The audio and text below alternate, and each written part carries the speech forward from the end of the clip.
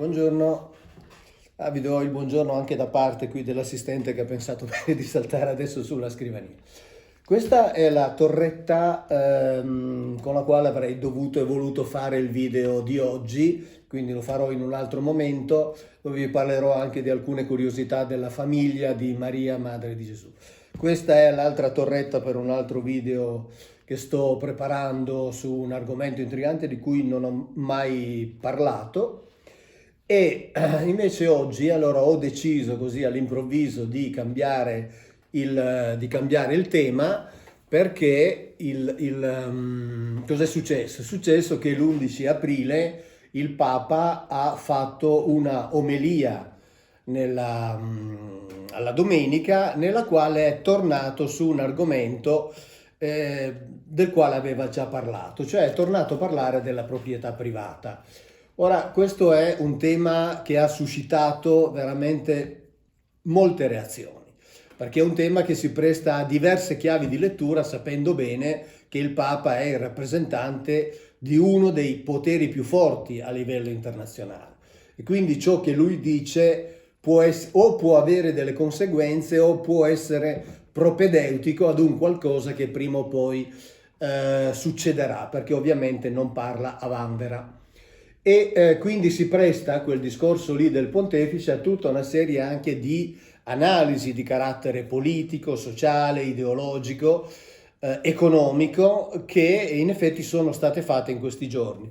Io ovviamente voglio affrontare il tema molto brevemente dal punto di vista dei cosiddetti testi sacri, visto che lui fa riferimento. Io ne avevo già accennato anche precedentemente, però visto che ci è tornato il Papa, se ci torna lui, ovviamente posso tornarci su un attimo anche io. E perché quel discorso lì è un discorso che attiene potenzialmente anche alla nostra vita e ai programmi che a livello internazionale si stanno facendo per, diciamo così, programmare le vite dei popoli.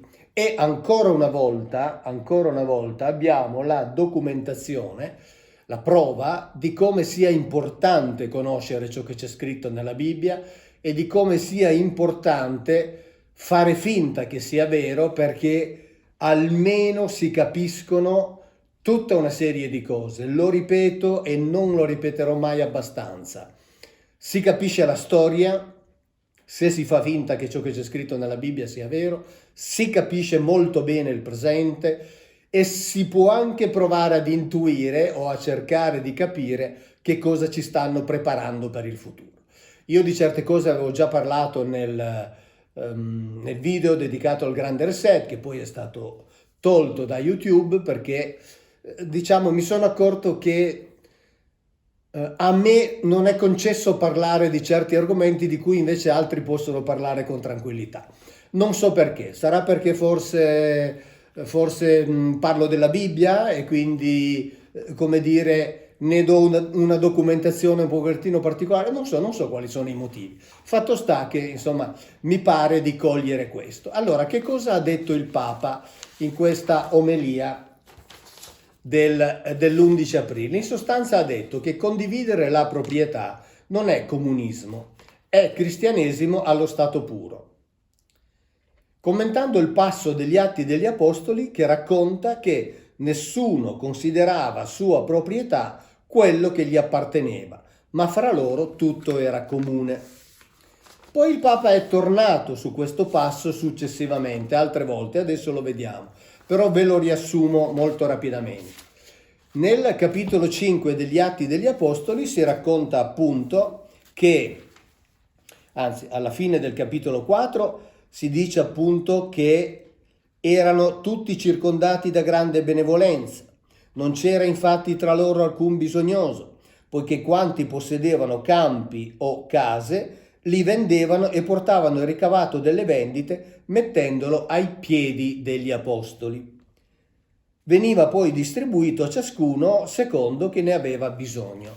Ora questo fa pensare effettivamente, per esempio, a certi esperimenti che si stanno facendo oggi sul reddito universale, cioè dare alle persone la possibilità di vivere tranquillamente, obbligandole a non lavorare e chiedendo loro di rinunciare però a certi diritti, a certe prerogative. Ecco, anche qui c'era chi riceveva i soldi, li gestiva e pensava lui, meglio pensavano loro, cioè gli apostoli, a questi bisognosi.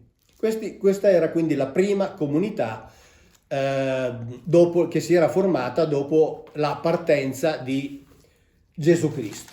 Ora in questa comunità cosa succede? Succede che due, marito e moglie, ve lo riassumo, vendono dei loro beni e si trattengono una parte del ricavato. Pietro lo viene a sapere perché, come sapete bene, all'interno della comunità ci sono dei controlli sempre molto severi, convoca il marito, gli dice Anania e gli dice come hai potuto fare questo, insomma in sostanza lo mette in stato di accusa e dice qui gli Atti degli Apostoli nel capitolo 5 che all'udire queste parole Anania cadde a terra morto. E un grande spavento si impadronì di tutti quelli che stavano ascoltando. Subito alcuni giovani si mossero per avvolgerlo e portarlo a seppellire. Circa 3 ore dopo si presentò anche sua moglie. Pietro, con la più sottile delle tecniche poliziesche, le dice è per quel prezzo che avete venduto e lei conferma. E lui le dice perché vi siete accordati? Cioè come dire le fa confessare senza dirle che cos'era successo, perché dice appunto qui il testo, si presentò anche la moglie, cioè Saffira, senza sapere ciò che era avvenuto. Bene, la stessa cosa succede alla moglie. Dopo essere messa in stato di accusa, muore anche lei. Ora è chiaro che non sono morti di infarto, di colpo apoplettico, di qualsiasi altra cosa. Ed è chiaro perché lo dice tra l'altro il Papa stesso. L'ha detto in un incontro, che questo è preso proprio dal sito del Vaticano, di sabato 13 ottobre 2018, in cui rispondendo in Lombardia alle domande di un sacerdote sugli scandali nella Chiesa, lui risponde testualmente così. È necessario che ci siano degli scandali, dice Gesù. Lo scandalo è dall'inizio della Chiesa. Pensate ad Anania e Saffira, quei due che volevano truffare la comunità. Uno scandalo. Pietro ha risolto in modo chiaro lo scandalo. In quel caso ha tagliato la testa a tutti e due. Non ci sono dubbi che il Papa sa bene che Pietro ha ucciso quei due perché si erano permessi di non consegnare tutto il denaro. Ora, questo mettere in comune questi beni era quindi una scelta oppure nel momento in cui si entrava in quella che in quel momento era chiaramente una setta, come molte sette che noi possiamo conoscere e che abbiamo conosciuto nel corso dei secoli, quindi chi entrava in quella setta doveva sottostare a certe regole e non poteva permettersi di derogare.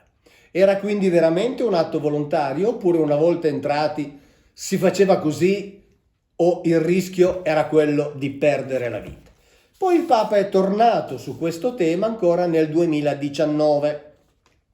In un'udienza generale nella città del Vaticano dice di nuovo, fra loro tutto era comune. La comunità fondata dagli Apostoli si basa sulla condivisione, sulla comunione. Ma c'è chi, come Anania con sua moglie Saffira, che tiene una parte per sé e viene punito. Di nuovo, qui però il Papa non dice più che viene ammazzato. L'aveva detto nel 2018, nel 2019 si limita a dire viene punito. Perché, dice Papa Francesco, venire meno alla sincerità della condivisione, infatti, significa coltivare l'ipocrisia, allontanarsi dalla verità, diventare egoisti, spegnere il fuoco della comunione e destinarsi al gelo della morte interiore. Ecco, il problema è che in quella comunità non c'era soltanto il gelo della morte interiore, c'era il rischio di incorrere nella morte vera, perché si veniva uccisi. Quindi questo è quello che bisogna comprendere. Quindi perché il Papa effettivamente torna costantemente su questo discorso della messa in comune dei beni? Perché questo potrebbe addirittura far pensare a possibili interventi legislativi sia a livello nazionale che a livello internazionale che vadano a toccare la proprietà privata e che la vadano a toccare in una certa direzione. Io ho solo il timore che se questo dovesse succedere, come sempre, visto che queste cose sono decise dai potenti, si vada a toccare la proprietà privata di alcuni e non di altri. Però quello che a me interessava, perché è il mio lavoro, è quello che sto facendo, quello che a me interessava era far vedere la corrispondenza tra ciò che in questo caso dice il Papa e ciò che c'è scritto nei testi antichi. In questo caso il Papa richiama quella comunione dei beni, ultimamente non ha più fatto cenno ad Anania e Saffira, quando ne ha fatto cenno ha ricordato però che chi non rispettava quelle regole veniva ucciso. Ecco, io dico che questo potrebbe essere effettivamente, anzi è effettivamente un elemento su cui a livello politico, a livello sociale, a livello sia nazionale che internazionale vale veramente la pena di riflettere, perché sono parole che non possono come dire, passare così sotto silenzio senza essere analizzate attentamente, perché possono effettivamente riguardare le nostre vite future. Ciao, grazie, alla prossima.